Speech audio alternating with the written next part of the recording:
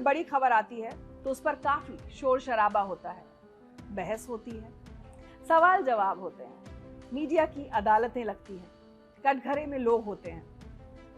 लेकिन 2 दिन बाद अचानक शांति हो जाती है, कोई उस पर बात नहीं करता, सब आगे बढ़ जाते हैं। सवाल वहीं के वहीं रह जाते हैं, जवाब कभी मिलते नहीं।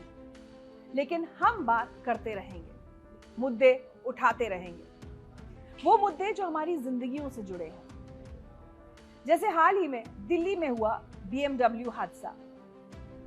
लग्जरी कार को लापरवाही से चलाना, तेज रफ्तार में या शराब पीकर या पद पैसे के नशे में चूर होकर, और सड़क पर किसी निर्दोष मासूम की जान ले लेना। अगर आपको ये गलतफहमी है ना कि ऐसी घटनाओं से आपका कोई लेना देना नहीं, तो फिर से सोचिए, क्योंकि 2016 में मारे गए सिद्धार्थ शर्मा, 2020 में मारे गए आलोक गुप्ता, 2025 में मारे गए नवजोत सिंह की जगह आप या मैं भी हो सकते थे। हम भी किसी रईस या उनके बिगड़े बच्चों की तेज रफ्तार कार का शिकार बन सकते थे। इसको बदलना है तो बात करनी होगी, जानकारी लेनी होगी, जागरूक बनना होगा। नमस्कार, मैं हूं रिचा अनिरुद्ध और आप देख रहे हैं खबरें अनकही। पहले दिन की 3 बड़ी खबरें देख लेते हैं। उत्तराखंड के देहरादून में देर रात बादल फटने की घटना सामने आई है। अचानक हुई भारी बारिश से देहरादून में बड़े पैमाने पर भूस्खलन और तबाही हुई। इस हादसे में अब तक 2 लोग लापता बताए जा रहे हैं। कई दुकानें ध्वस्त हो गई। राहत और बचाव के लिए SDRF और NDRF की टीमें मौके पर तैनात हैं। ऑपरेशन सिंदूर में मारा गया था आतंकी मसूद अजहर का पूरा परिवार। ये बात एक जैश कमांडर मसूद इलियास ने कैमरे के सामने कबूल की है। जैश कमांडर मसूद इलियास ने कहा है कि भारत ने जब 7 मई को बहावलपुर में हमला किया तो मसूद अजहर के परिवार के टुकड़े टुकड़े हो गए। एशिया कप 2025 से हटने की धमकी देने के 24 घंटे के अंदर अंदर पाकिस्तान ने सरेंडर कर दिया है। भारत से मिली करारी हार और हाथ मिलाने के विवाद के बाद पाकिस्तान क्रिकेट बोर्ड ने धमकी की राजनीति से यू टर्न ले लिया है। भारत से मैच हारने के बाद पाकिस्तान ने टूर्नामेंट से बाहर होने की धमकी दी थी। खबरें अनकही में आज मैं आपको बताऊंगी कि कैसे हम सबको मिलकर सड़क पर हो रही मनमानी और हत्याओं को रोकना होगा। नाबालिग बच्चों से कार की चाबी वापस लेनी होगी। शराब पीकर गाड़ी चलाने के खिलाफ सख्त होना होगा, क्योंकि आज नहीं तो कभी नहीं। साथ ही हम समझेंगे एक और बड़े खतरे को जो हर वक्त हमारे सर पर मंडराता है, लेकिन मौसम विभाग या कोई भी साइंटिस्ट उसकी कोई भविष्यवाणी नहीं कर सकते। हाल ही में रूस में भूकंप आया और असम में भी। कितना जानते हैं आप भूकंप के बारे में? आज इस पर बात करेंगे। टिकटॉक पर अमेरिका में बैन लगेगा या टिकटॉक अब अमेरिकी ऐप कहलाएगा? बड़ी दिलचस्प कहानी है, बताऊंगी आज आपको। और 17 सितंबर को प्रधानमंत्री नरेंद्र मोदी का जन्मदिन है। उनकी शख्सियत से जुड़ी कुछ खास तस्वीरें आज हम देखेंगे और सुनेंगे कि जाने माने कवि और गीतकार मनोज मुंतशिर उनके बारे में क्या कहते हैं। 14 सितंबर की रात राजधानी दिल्ली में BMW चला रही एक महिला गगनप्रीत ने बाइक पर जा रहे नवजोत सिंह जी को टक्कर मारी और इस हादसे में उनकी मौत हो गई। इस हादसे ने यह बहस फिर से छेड़ दी है कि इनके पीछे असली वजह क्या है। लग्जरी कार्स की डिजाइन, स्पीड, ड्राइविंग स्टाइल या फिर चलाने वाले की मानसिकता। वैसे तो महंगी कारें खास तौर पर तेज रफ्तार में चलाने के लिए डिजाइन की जाती हैं। इनके इंजन बेहद पावरफुल होते हैं जो कुछ ही सेकंड में 0 से 100 स्पीड तक पहुंच जाते हैं। नॉर्मल कार जहां 120 से 140 की स्पीड पर लड़खड़ाने लगती है, वहीं ये महंगी कारें 250 से 300 की स्पीड तक भी स्थिर रहती हैं, कम से कम ऐसा माना जाता है। लेकिन भारत की सड़कें और ट्रैफिक इस तरह की हाई स्पीड ड्राइविंग को सपोर्ट ही नहीं करते। कार महंगी हो तो चलाने वाला भी अक्सर शो ऑफ मोड में आ जाता है। लोग देख रहे हैं वाली सोच से ओवर स्पीडिंग और स्टंट ड्राइविंग शुरू हो जाती है। यंगस्टर्स में खासकर ये ट्रेंड ज्यादा दिखता है, कार और बाइक्स दोनों पर। कुछ लोगों को लगता है कि उनकी ड्राइविंग स्किल्स इतनी प्रो हैं कि कुछ नहीं होगा, लेकिन सड़क पर अचानक कोई जानवर, ऑटो, बाइक, पैदल यात्री या गड्ढा आने पर कोई भी प्रोफेशनल ड्राइवर कंट्रोल खो सकता है। 18 से 30 साल की उम्र के ड्राइवर्स में एक्सीडेंट्स का रिस्क सबसे ज्यादा है। जवानी का जुनून, पैसे का दिखावा और सोशल मीडिया पर स्पीड वाली वीडियो डालने का ट्रेंड हादसों को और बढ़ा रहा है। कई बार पार्टी के बाद नशे में ड्राइविंग भी इसका बड़ा कारण है। जैसा हमें पिछले साल 18 मई को महाराष्ट्र के पुणे में देखने को मिला, जहां 17 साल का नाबालिग 12वीं पास करने की खुशी में पब से पार्टी करके लौट रहा था और रात करीब 2:15 बजे उसने बाइक सवार 2 लोगों अनीश और अश्विनी को टक्कर मार दी। दोनों की मौके पर मौत हो गई थी। घटना के वक्त कार की स्पीड 200 किलोमीटर प्रति घंटा थी। महंगी कार पावर का एहसास जरूर कराती है, लेकिन अगर पावर के साथ एक्सपीरियंस और रिस्पॉन्सिबिलिटी ना हो तो वही पावर जानलेवा बन सकता है। मैं ये नहीं कह रही कि स्पोर्ट्स या लग्जरी कार्स का शौक होना गलत है। आपके पास पैसा है तो आप खरीदिए और चलाइए। कारों का कलेक्शन या महंगी महंगी गाड़ियां खरीदना अपनी जगह बिल्कुल ठीक है। परेशानी तब आती है जब ये शौक चलाने वाले के लिए शो ऑफ और सड़क पर जा रहे लोगों के लिए जानलेवा बन जाता है। रेसिंग पब्लिक रोड पर हो, दूसरों की सेफ्टी को बिल्कुल नजरअंदाज कर दिया जाए और दूसरों की जान की कोई कीमत ना समझी जाए, ये गलत है। अगर रोड सेफ्टी लॉज की बात की जाएगी तो भारत में कागज पर कानून बहुत सख्त है। ओवर स्पीडिंग पर भारी जुर्माना है, शराब पीकर गाड़ी चलाने पर जेल होती है, सीट बेल्ट और हेलमेट कंपलसरी है और नए मोटर व्हीकल एक्ट के मुताबिक ड्राइवर नाबालिग होने पर माँ बाप के खिलाफ केस दर्ज होता है। लेकिन असली समस्या है लॉ इन्फोर्समेंट की। जगह जगह पुलिस की कमी, कभी कभी रिश्वत देकर बच निकलना और आम लोगों की कानून को हल्के में लेने वाली मानसिकता भी इन हादसों की एक बड़ी वजह है। जब तक कानून का डर और उसका पालन नहीं होगा और लोगों की सोच नहीं बदलेगी, तब तक हादसे कम नहीं होंगे। लेकिन इसके लिए जिम्मेदार हमारी पुलिस और जुडिशरी भी है, जिनकी वजह से लोगों को लगने लगा है कि अगर उनके पास पैसा, पद या पहचान है तो कोई उनका कुछ नहीं बिगाड़ सकता। अब बात करते हैं कार्स में आने वाले सेफ्टी फीचर्स की। एयरबैग्स, ABS, ADAS, लेन असिस्ट, ये सब सुनकर लगता है कि हम पूरी तरह सुरक्षित हैं। लेकिन सवाल यह है कि क्या ये फीचर्स वाकई जान बचाते हैं या सिर्फ दिखावे के लिए होते हैं। एयरबैग्स जान बचाने में सबसे अहम, लेकिन सही से तभी काम करते हैं जब सीट बेल्ट पहना हो। बिना बेल्ट के एयरबैग कभी कभी नुकसान भी पहुंचा सकते हैं। ABS यानी एंटी लॉक ब्रेकिंग सिस्टम, इससे ब्रेक लगाते वक्त टायर लॉक नहीं होते, गाड़ी स्लाइड होने के बजाय कंट्रोल में रहती है। लेकिन कई लोग सोचते हैं कि ABS मतलब कम दूरी में ब्रेक लगेगा, जबकि असल में ABS स्टेबिलिटी देता है, ना कि कम दूरी में ब्रेकिंग। ESC यानी इलेक्ट्रॉनिक स्टेबिलिटी कंट्रोल, तेज मोड़ या स्लिपरी रोड्स पर गाड़ी फिसलने से बचाता है। डेवलप्ड देशों में ये कंपलसरी है, अब भारत में भी धीरे धीरे लागू हो रहा है।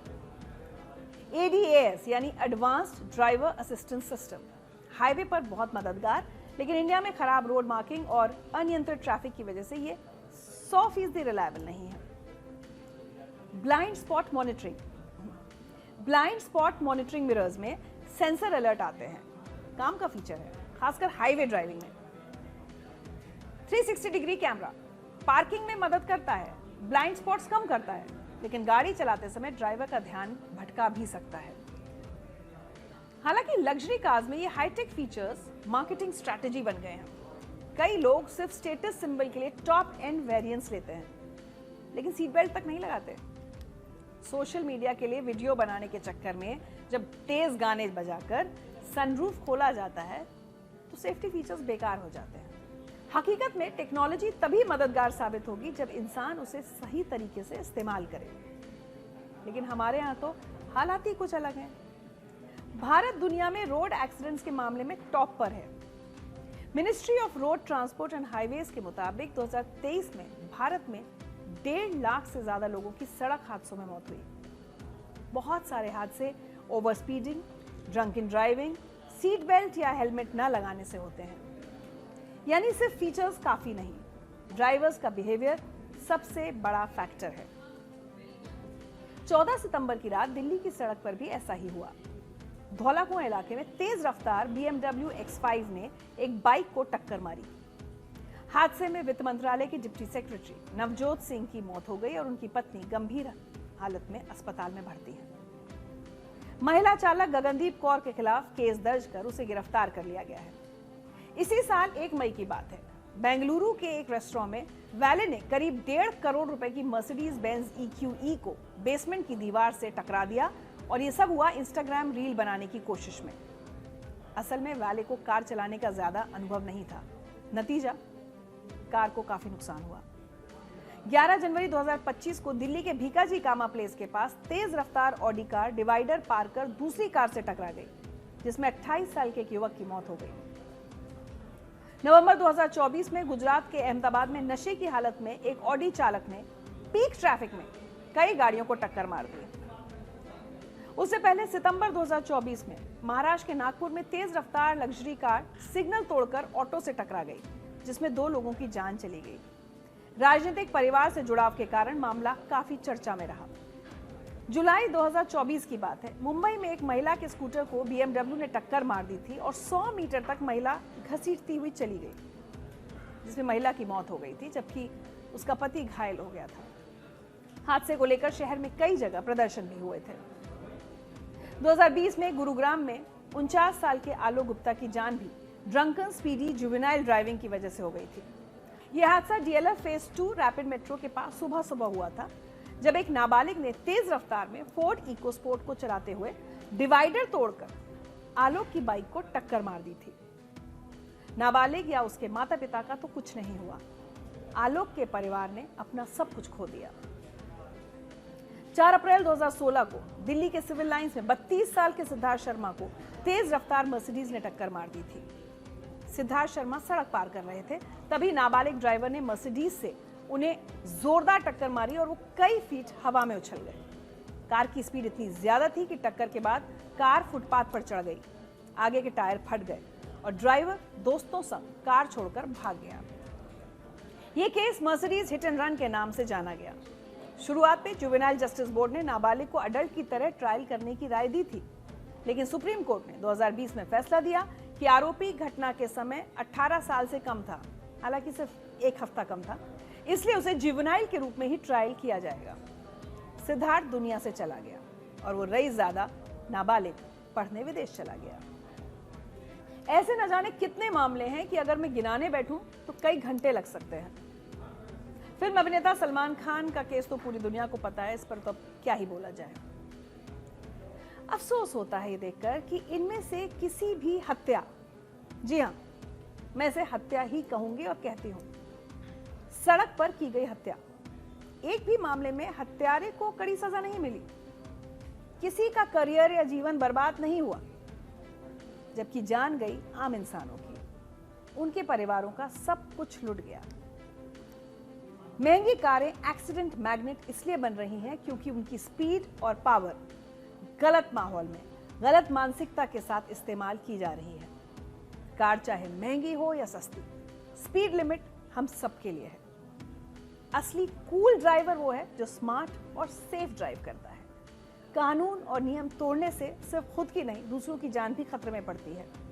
अगर रेसिंग करनी है तो रेसिंग ट्रैक पर करें, सड़क पर नहीं। याद रखिए, कार चलाना सिर्फ शौक नहीं, जिम्मेदारी भी है। आपकी 1 सेकंड की गलती किसी की मौत की वजह बन सकती है। और हाँ, जो माता पिता इस बात पर बहुत घमंड करते हैं ना कि उनका नाबालिग बच्चा कार चला लेता है, उनको अब घमंड नहीं, शर्म करनी चाहिए और एक जिम्मेदार माता पिता होने के नाते अपने बच्चे के हाथ से वो कार की चाबी वापस ले लेनी चाहिए। भूकंप एक ऐसा खतरा जो हर गुजरते दिन के साथ बढ़ता जा रहा है। वैसे तो सैकड़ों सालों से लोग भूकंप के झटके महसूस कर रहे हैं और उससे होने वाली तबाही को देखते आ रहे हैं, लेकिन पिछले कुछ साल में भूकंप की जो घटनाएं सामने आई हैं वो अलार्मिंग सिचुएशन की तरफ इशारा कर रही हैं। असम में 14 सितंबर को मीडियम इंटेंसिटी का भूकंप आया, रिक्टर स्केल पर जिसकी तीव्रता लगभग 5.8 मापी गई। केंद्र उडालगुडी जिले में था। गनीमत रही कि ज्यादा नुकसान नहीं हुआ। उससे एक दिन पहले 13 सितंबर को रूस के कामचटका क्राई क्षेत्र के पूर्वी तट के पास 7.4 तीव्रता का भीषण भूकंप आया, जिसके बाद वहां सुनामी की चेतावनी जारी की गई। इससे पहले अफगानिस्तान में पिछले महीने की 31 तारीख को 2 प्रांतों में 6 तीव्रता का भूकंप आया। ये भूकंप इतना तेज था कि पहाड़ों से पत्थर टूटकर गिरने लगे, घर मलबे में बदल गए और पूरा इलाका हिल गया। इस तबाही में करीब 1000 लोगों की जान चली गई, 2500 से ज्यादा जख्मी हो गए और हजारों लोग बेघर हो गए। हम अक्सर टीवी या मोबाइल पर आते जाते इस तरह की भूकंप की खबरें सुनते रहते हैं, लेकिन असल में जमीन क्यों हिलती है ये बात कम ही समझ आती है।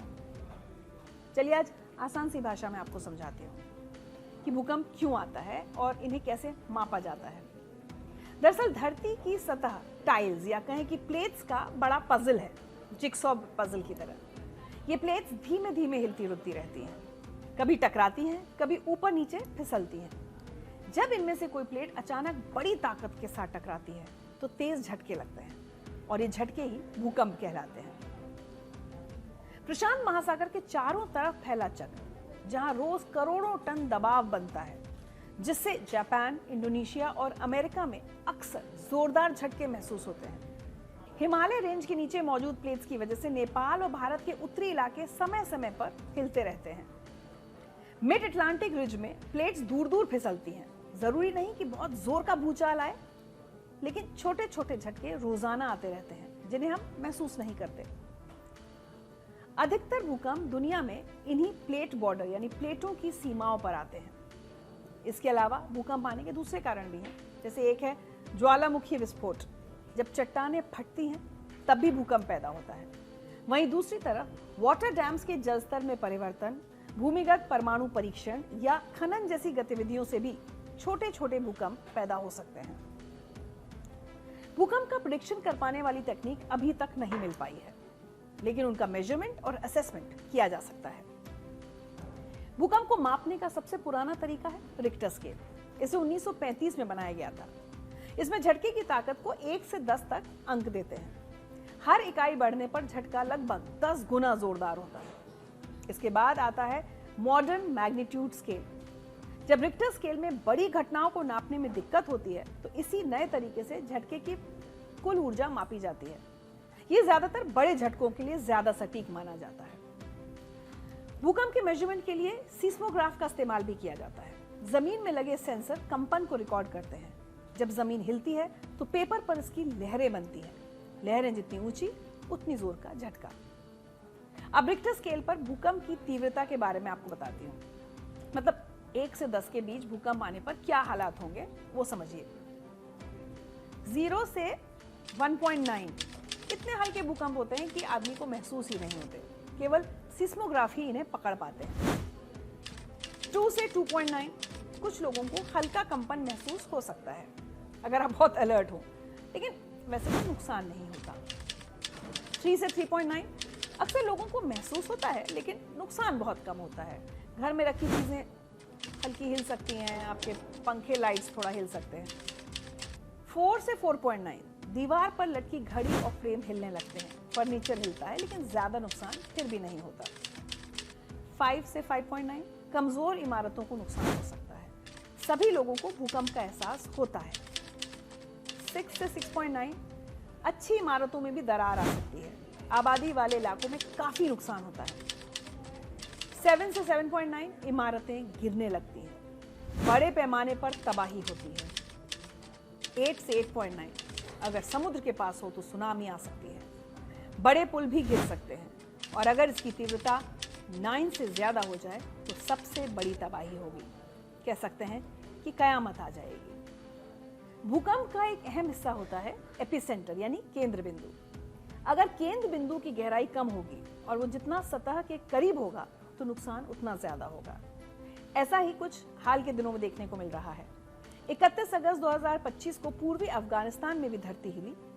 कुनार और नंगरहर प्रांतों में 6 तीव्रता का भूकंप आया। बड़ी बात यह है कि इसका केंद्र भी जमीन से सिर्फ 8 से 10 किलोमीटर नीचे था, जिसके कारण जान माल का भारी नुकसान हुआ। सरकारी आंकड़ों के मुताबिक इस हादसे में लगभग 1000 लोगों की मौत हुई और 2500 से ज्यादा घायल हुए। 28 मार्च 2025 यही वो तारीख जो म्यांमार के इतिहास में काले दिन के तौर पर दर्ज होगी। दोपहर करीब 1 बजे 7.7 तीव्रता का भूकंप आया, जिसने कुछ मिनटों में ऐसी तबाही मचाई कि लोगों को संभलने तक का मौका नहीं दिया। इस घटना में 5,000 से ज्यादा लोग मारे गए और 11,000 से ज्यादा लोग घायल हुए। हजारों इमारतें तहस नहस हो गईं। म्यांमार के अलावा थाईलैंड में भी 103 लोगों की मौत हुई। खासकर बैंकॉक में इमारतों के ध्वस्त होने से लोगों की जानें गई। इसी साल की शुरुआत में 7 जनवरी 2025 को तिब्बत में 7.1 तीव्रता का भूकंप आया, जिसमें करीब 400 लोगों की जान चली गई। इसी महीने 14 सितंबर को असम में जब भूकंप आया तो लोग जान बचाने के लिए घरों से बाहर भागने लगे। तो असम के नागांव जिले के एक प्राइवेट हॉस्पिटल की 2 नर्सों ने कुछ ऐसा किया कि जिसने वो वीडियो देखा उस हर कोई व्यक्ति भावुक हो गया। जैसे ही नर्सों को महसूस होता है कि भूकंप आया है तो दोनों नर्सों ने अपनी जान की परवाह किए बिना 3 नवजात शिशुओं को अपनी गोद से चिपका लिया। दिल छू लेने वाला ये वीडियो वायरल हो रहा है। मुझे यकीन है कि आपके पास भी जरूर आया होगा। 2001 में गुजरात में आए विनाशकारी भूकंप के निशान अब भी मौजूद हैं। उस तबाही के जख्म आज भी लोगों के जहन में ताज़ा हैं। 26 जनवरी 2001 भारत के 51वें गणतंत्र दिवस की सुबह करीब 7:45 बजे गुजरात के कच्छ में ऐसा भयानक भूकंप आया था जिसने पूरे देश को हिला दिया। ये भूकंप रिक्टर स्केल पर 7.7 की तीव्रता के साथ आया और लगभग 2-3 मिनट तक चलता रहा। आसपास के राज्यों महाराष्ट्र और राजस्थान में भी इसको महसूस किया गया। मुझे याद है कि मैं उस वक्त राजस्थान के अजमेर शहर में थी और मैंने ये भूकंप के झटके महसूस किए थे। ये भूकंप भारत के इतिहास की सबसे बड़ी प्राकृतिक आपदाओं में से एक था। आधिकारिक आंकड़ों के मुताबिक इस तबाही में करीब 20,000 लोगों ने अपनी जान गंवाई, 2.5 लाख से ज्यादा घायल हुए और करीब 4 लाख परिवार बेघर हो गए थे।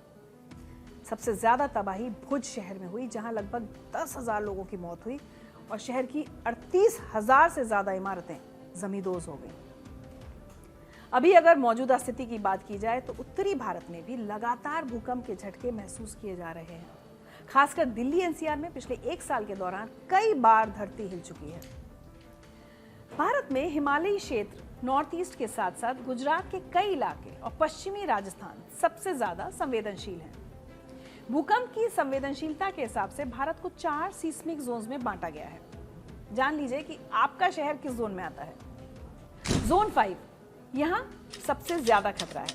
इसमें आता है पूरा पूर्वोत्तर भारत, कश्मीर में घाटी वाले हिस्से, हिमाचल प्रदेश का पश्चिमी भाग, उत्तराखंड का पूर्वी भाग, गुजरात का कच्छ, अंडमान निकोबार द्वीप समूह, उत्तर बिहार। यहाँ 7 या उससे अधिक तीव्रता वाले भूकंप आ सकते हैं। जोन 4 मतलब काफी खतरा। इसमें दिल्ली, जम्मू कश्मीर और लद्दाख के हिस्से, हिमाचल प्रदेश और उत्तराखंड के बाकी भाग, उत्तर प्रदेश के उत्तरी हिस्से, सिक्किम, पश्चिमी राजस्थान को शामिल किया गया है। इन क्षेत्रों में 6 से 6.9 तीव्रता तक के भूकंप आ सकते हैं।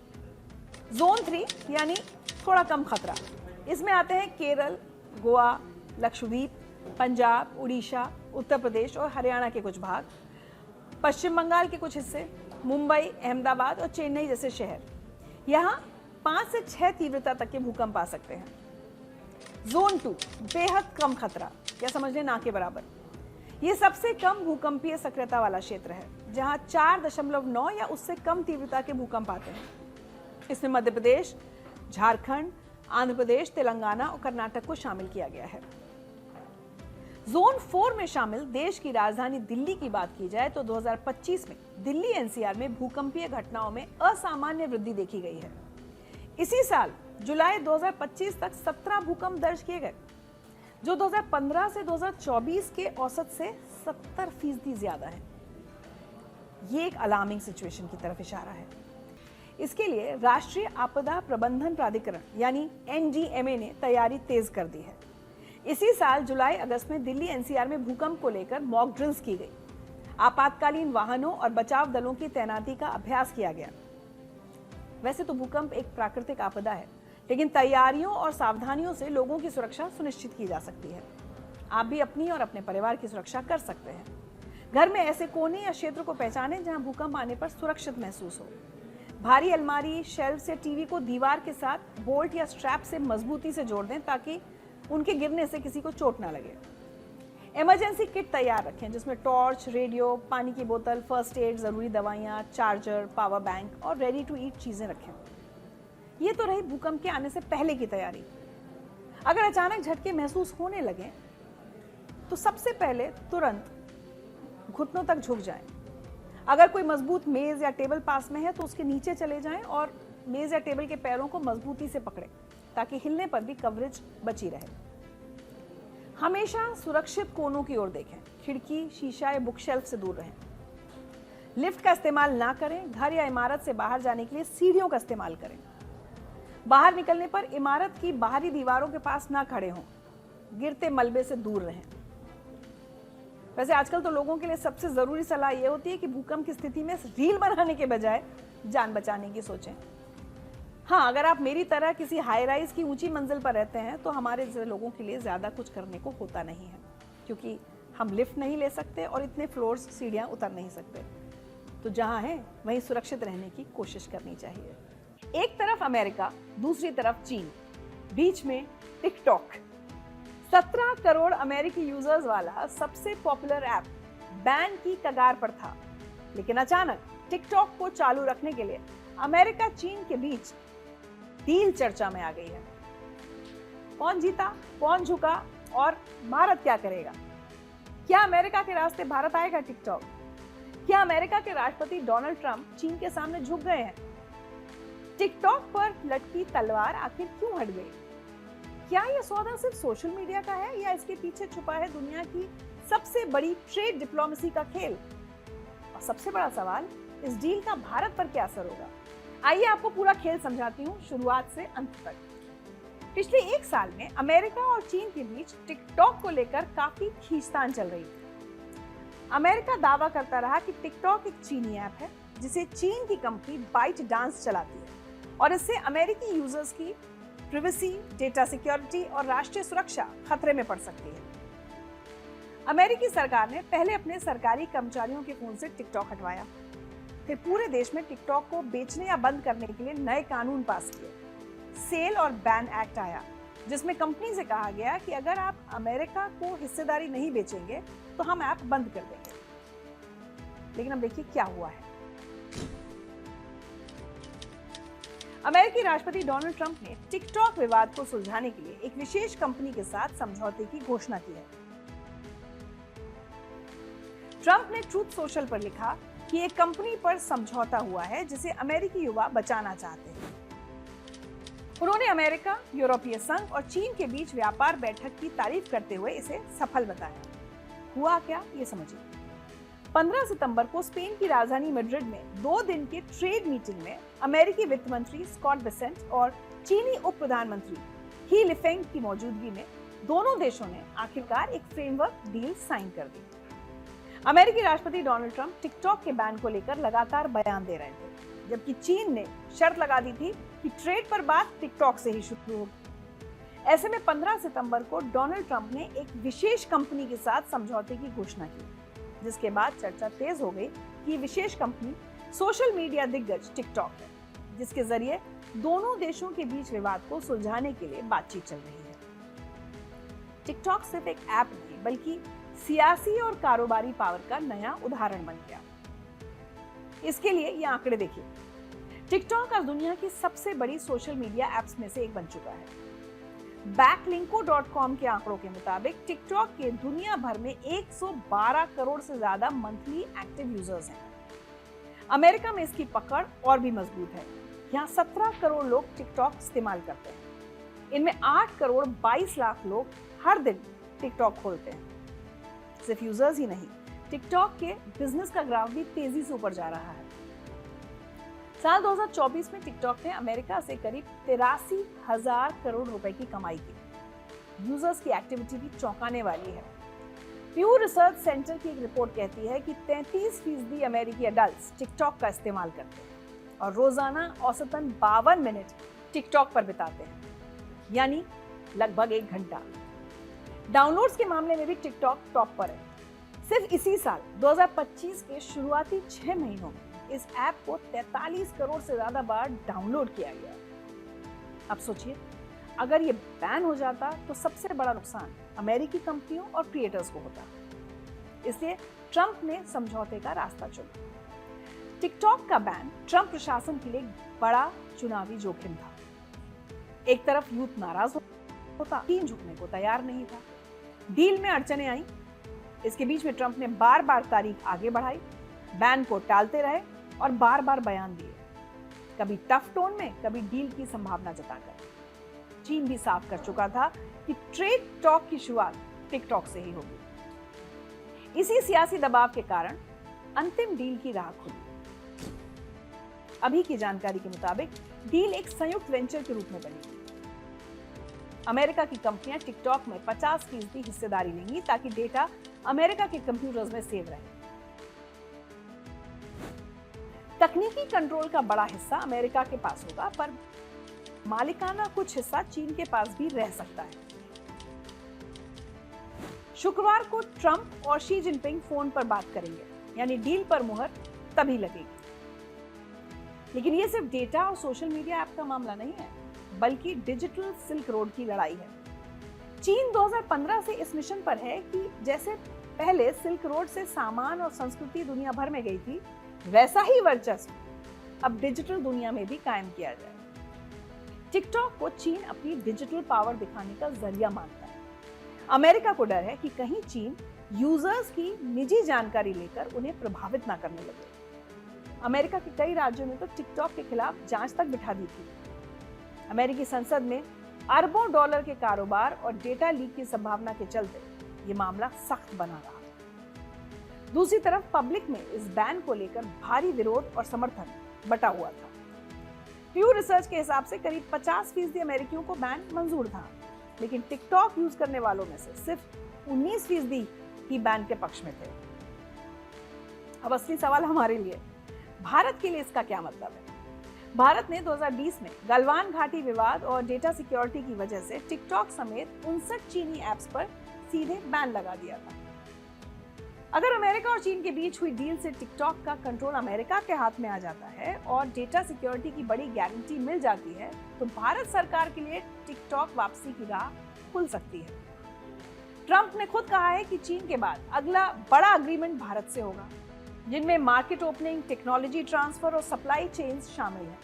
ऐसे में टिकटॉक का अमेरिकी कंट्रोल भारत सरकार पर सकारात्मक दबाव डाल सकता है। हालांकि अंतिम फैसला भारत के कानून, संसद और साइबर सिक्योरिटी पॉलिसीज का ही रहेगा। क्या सरकार नए और सुरक्षित नियमों के साथ टिकटॉक को फिर से बाजार में लाने की अनुमति देगी? ये बड़ा सवाल है। इस सब के बीच एक सवाल ये भी है कि क्या अमेरिका का ये कदम चीन की जीत है या फिर ट्रंप की रणनीतिक मजबूती? बैन से हुए नुकसान की भरपाई कौन करेगा? छोटे क्रिएटर्स, यूथ ब्रांड्स और लोकल बिजनेस, इन सब का भविष्य क्या होगा? अमेरिका चीन समझौते से सबसे बड़ा फायदा उन्हें ही होगा जो टिकटॉक के जरिए अपनी क्रिएटिविटी या बिजनेस चला रहे हैं। तो कुल मिलाकर कहानी साफ है। सुपर पावर देशों के बीच डिजिटल रणनीति, चुनावी मजबूरी और व्यापारिक हितों की लड़ाई में एक सोशल मीडिया ऐप टकराव की असली वजह बन गई है। तस्वीर का अंतिम रुख शुक्रवार को साफ होगा जब ट्रंप और शी जिनपिंग सीधे बातचीत करेंगे। और अब बात करते हैं एक ऐसे व्यक्तित्व के बारे में जिनका जीवन संघर्ष, सादगी और प्रेरणा से भरा हुआ है। एक साधारण पृष्ठभूमि से निकलकर वो दुनिया के सबसे लोकप्रिय नेताओं में से एक बने हैं। जी हाँ, हम बात कर रहे हैं प्रधानमंत्री नरेंद्र मोदी की। उनके 75वें जन्मदिन के खास मौके पर हम आपको लेकर चलेंगे उनकी जिंदगी के कुछ अनदेखे और खास पलों की ओर, जो उनकी मेहनत, लगन और साधना की सच्ची कहानी कहते हैं। नरेंद्र मोदी एक ऐसा नाम जो आज भारत ही नहीं पूरी दुनिया में नेतृत्व, संकल्प और दृढ़ निश्चय का प्रतीक बन चुका है। लेकिन इन बुलंदियों तक पहुंचने का सफर आसान नहीं था। कुछ दुर्लभ और ऐतिहासिक तस्वीरों के जरिए जानते हैं पीएम मोदी की जीवन यात्रा को। गुजरात के वडनगर में जन्मे एक सामान्य परिवार के नरेंद्र दामोदर दास मोदी बचपन में चाय बेचते थे। ये तस्वीर उनकी विनम्र शुरुआत का प्रतीक है। अपनी स्कूलिंग के दौरान नरेंद्र मोदी एनसीसी कैडेट हुआ करते थे। ये तस्वीर बाल नरेंद्र के बचपन और अनुशासन की कहानी बयां करती है। ये वडनगर का वही रेलवे स्टेशन है जो नरेंद्र मोदी के बचपन में संघर्ष और मेहनत का गवाह रहा। राष्ट्रीय स्वयंसेवक संघ आरएसएस की इस ड्रेस में नरेंद्र मोदी की ये तस्वीर बताती है कि देश सेवा का बीज उनके अंदर बचपन से ही था। सिख के वेश में नरेंद्र मोदी की ये तस्वीर 1975 में इमरजेंसी के दौरान की है। उस समय मोदी एक युवा संघ प्रचारक हुआ करते थे। जब मोदी जी कुछ वर्षों तक साधु जीवन में रहे, ये तस्वीर आत्मखोज और ध्यान की उस यात्रा की एक झलक है। गुजरात की राजनीति के दौरान जब अमित शाह से नरेंद्र मोदी की मुलाकात एक जोड़ी में तब्दील हो गई, ये तस्वीर उसी पल की गवाह है। ये तस्वीर उस वक्त की है जब नरेंद्र मोदी बीजेपी के वरिष्ठ नेता लाल कृष्ण आडवाणी की ऐतिहासिक रथ यात्रा के सारथी के रूप में दिखाई दिए। जब कश्मीर आतंकी हमलों से दहल रहा था, तब 26 जनवरी 1992 को नरेंद्र मोदी ने आतंकियों की धमकियों के बावजूद श्रीनगर के लाल चौक पर झंडा फहराया। ये तस्वीर 7 अक्टूबर 2001 की है, जब पहली बार नरेंद्र मोदी ने गुजरात के मुख्यमंत्री के तौर पर शपथ ली थी। यहीं से एक नेता के रूप में उनका कायाकल्प शुरू हुआ। नरेंद्र मोदी के जीवन का सबसे ऐतिहासिक पल 2014 में जब पहली बार उन्होंने प्रधानमंत्री पद की शपथ ली। ये देश के लिए भी ऐतिहासिक था, क्योंकि चाय बेचने वाला व्यक्ति भारत का प्रधानमंत्री बना था। संस्कृति और आस्था से जुड़ाव की ये भावुक तस्वीर काशी की है, जब प्रधानमंत्री बनने के बाद पहली बार नरेंद्र मोदी अपने संसदीय क्षेत्र वाराणसी पहुंचे थे। संयुक्त राष्ट्र महासभा में भाषण देते हुए नरेंद्र मोदी भारत की आवाज को वैश्विक मंच पर बुलंद करते हुए एक आत्मविश्वास से भरी छवि ने दुनिया का ध्यान खींचा। पहली बार लाल किले से स्वतंत्रता दिवस पर झंडा फहराया। देश की बागडोर संभालते एक जन नेता की सबसे गर्वपूर्ण तस्वीर। पीएम मोदी अब तक लाल किले से 12 बार झंडा फहरा चुके हैं। लाल किले पर सबसे ज्यादा बार राष्ट्रीय ध्वज फहराने वाले प्रधानमंत्रियों में पीएम मोदी तीसरे स्थान पर हैं। प्रधानमंत्री नरेंद्र मोदी ने 5 अगस्त 2020 को अयोध्या में आयोजित एक भव्य समारोह में राम मंदिर का शिलान्यास किया। ये तस्वीरें सिर्फ नरेंद्र मोदी की नहीं, बल्कि एक सामान्य व्यक्ति से असाधारण नेतृत्व तक की प्रेरणादायक गाथा है। इन पलों में संघर्ष, सेवा, साधना और सफलता सब कुछ समाया हुआ है। मोदी जी की यात्रा हर भारतीय को ये विश्वास देती है कि अगर इरादे पक्के हों तो कोई भी सपना अधूरा नहीं रहता। 17 सितंबर को प्रधानमंत्री नरेंद्र मोदी 75 साल के हो रहे हैं। जन्मदिन के मौके पर उनके जीवन के संघर्षों से जुड़ी और कहानियों पर कल मैं विस्तार से आपसे बात करूंगी। फिलहाल अभी इजाजत लेती हूँ, लेकिन चलते चलते आपको बता दूं, मैंने अभी हाल ही में मशहूर कवि गीतकार मनोज मुंतशिर से बात की थी। आपको सुनवाती हूँ कि उन्होंने प्रधानमंत्री नरेंद्र मोदी के बारे में क्या कहा। वाह, आदरणीय प्रधानमंत्री श्री मोदी जी, ये मेरी मुलाकात और मेरे लिए क्या डिस्कवरी वाला दिन था। श्रद्धा सम्मान हमेशा से था हमारे देश के प्रधानमंत्री। मैं बहुत उनको फॉलो भी करता रहा। मुझे बड़े हीरो टाइप लगते रहे हमेशा, और हीरो टाइप इसलिए लगते रहे कि आपकी विचारधाराएं अपनी जगह, ये लोकतंत्र है, हर किसी को अधिकार है, आप इस तरफ हो, उस तरफ हो, जिस तरफ हो, कोई प्रॉब्लम नहीं है। लेकिन एक ऐसा व्यक्ति जिसने चाय की दुकान से उठ के और भारत के प्रधानमंत्री की कुर्सी संभाली हो, कितनी इंस्पायरिंग होगी वो जर्नी। अगर आप उससे कुछ सीखते नहीं हैं तो आपका नुकसान है, इट्स अ लॉस। तो मेरे लिए Modi ji first and foremost एक ऐसा व्यक्तित्व रहे जिनसे सीखने के लिए बहुत कुछ है। अच्छा, मैं आपको और बताऊं, इस मुलाकात में भी एक बड़ी कमाल की चीज सीखी मैंने इनसे। आप जब अपने नायक से मिलते हैं तो आप औ में होते हैं, आप 10 बातें करते हैं, तो मैं भी बोलते ही गया।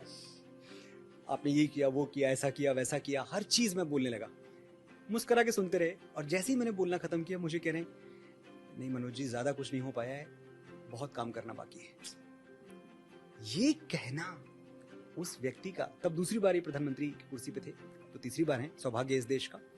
उनका ये कहना, प्रधानमंत्री की कुर्सी किसी के लिए सत्ता सुख का जरिया हो सकती है, इनके लिए संकल्प सिद्धि का जरिया है। ये जितना आप स्टडी करेंगे इनको, आपको समझ में आएगा। और ये स्टडी इस देश में हर किसी व्यक्ति को करना चाहिए। पार्टी लाइन से ऊपर उठ जाओ, कोई फर्क नहीं पड़ता। आप जितनी आलोचनाएं करनी है, क्योंकि कोई भी व्यक्ति जब इतनी बड़ी कुर्सी पे होगा, जब देश के लिए नीतियां बना रहा है, पॉलिसीज बना रहा है, कुछ लोगों को वो सही लगेंगी, कुछ लोगों को गलत लगेंगी। तो मैं ये नहीं कह रहा कि आप आलोचना ना करें, आप जम के आलोचना करें, लेकिन एक बात आप समझें कि शायद भारतवर्ष के इतिहास में पहली बार प्रधानमंत्री की कुर्सी पे एक ऐसा व्यक्ति बैठा है जिसका लक्ष्य प्रधानमंत्री बनना नहीं था, सेवा था। और इनका लालच क्या रहा है जीवन भर, इनकी पूरी हिस्ट्री आप पढ़ें, लालच ये रहा है कि मुझे सेवा करने का मौका मिले, मैं कहां ज्यादा सेवा कर सकता हूं। गांव में थे तो गांव वालों की सेवा करते थे। पहली कमाई किसी की क्या होती है, इन्होंने एक अपने स्कूल में एक प्ले किया, एक्टिंग की, उसमें जोगीदास खोमन जी का शायद कैरेक्टर प्ले किया और फर्स्ट प्राइज जीता और अच्छी खासी रकम थी वो फर्स्ट प्राइज। अपने लिए जूते खरीद लेते, कपड़े खरीद लेते, कुछ भी कर लेते। स्कूल की दीवार गिरी हुई थी, वो बनवाने के लिए दान कर दिया पूरा का पूरा पैसा। और ऐसा नहीं कि तब इनके मन में कुछ ऐसा रहा होगा कि मैं महान व्यक्तित्व तो बनूंगा। It's just about a kid who felt कि यार ये स्कूल की दीवार ना ज्यादा जरूरी है, पहले इसको बनवा देते हैं, जूते कपड़े आते रहेंगे। जो पद मिले वो पद भी आप देखेंगे तो सब इसलिए लिए गए कि हाँ, इस कुर्सी पर बैठ के मैं ज्यादा सर्विस कर सकता हूं। मैं मुख्यमंत्री बनूंगा तो मैं शायद ज्यादा लोगों की हेल्प कर पाऊंगा। चलो ये कुर्सी भी सही, तो सिर्फ पड़ाव रही है, सिर्फ जरिया रही है। और जब ये बात वो कहते हैं कि भाई बहुत काम बाकी है, ये बात सुनते ही मुझे रविन्द्रनाथ टैगोर याद आई। ये बात मोदी जी को रविन्द्रनाथ टैगोर से या किसी भी इस देश के महनीय व्यक्तित्व से जोड़ती है, और यही चीज सीखने वाली है। टैगोर, मैं किसकी बात कर रहा हूं? जब मैं रविन्द्रनाथ टैगोर कहता हूं तो मैं उनको महामानव कहता हूं। महामानव इसलिए कि एक इंसान एक जिंदगी में कितना कुछ कर सकता है, इसकी दुनिया में दो मिसालें मिलती हैं आपको, एक लियोनार्डो दा विंची और दूसरा रविन्द्रनाथ टैगोर। सब कुछ कर लिया, सब कुछ का 10 गुना कर लिया। इतने बड़े राजनेता, इतने बड़े क्रांतिकारी की अंग्रेजों के पैरों तले से जमीन खींच ली। इतने बड़े पोएट कि एक नहीं दो देशों का नेशनल एंथम लिख दिया। भारतवर्ष के लिए जनगण मन, बांग्लादेश के लिए अमर सोनार बांग्ला। इतने बड़े पोएट, इतने बड़े ऑथर की गीतांजलि लिखी और नोबेल पुरस्कार जीत लिया। फिर भी जब रविन्द्रनाथ टैगोर इस दुनिया से जा रहे थे तो उनकी आंखों में आंसू थे, रोने लगे। उनके सिरहाने उनके एक दोस्त बैठे हुए थे, उन्होंने कहा, रविंद्र, मृत्यु सामने आ गई तो तुम भी डर गए? यार मुझे तो लगता था कि तुम तो इन सबसे परे हो, तुमको तो संतत तो प्राप्त हो चुका है। मुझे बड़ा दुख है कि मौत ने तुमको भी घबरा दिया, डरा दिया। तुम्हारी आंख में आंसू। अपने आंसू पोंछते हुए टैगोर ने बोला, ये आंसू इसलिए नहीं है कि मैं जा रहा हूं, मृत्यु सामने खड़ी है। ये आंसू इसलिए है कि परमात्मा ने मुझे इतना विशाल समुद्र दिया था, मैं ज्यादा भर नहीं पाया, कुछ ज्यादा कुछ कर नहीं पाया और जाने का समय हो गया। रविंद्रनाथ टैगोर को इस दुनिया से जाते जाते लग रहा था कि ज्यादा कुछ कर नहीं पाए। तो हम और आप क्या हैं फिर? हम और आप चीज क्या है? जब प्रधानमंत्री मोदी को लगता है कि ज्यादा काम नहीं हुआ है, अभी बहुत काम करना बाकी है, ये चीज मुझे मोटिवेट करती है। मेरे लिए वो मोटिवेशनल फिगर है मोर देन एनीथिंग एल्स।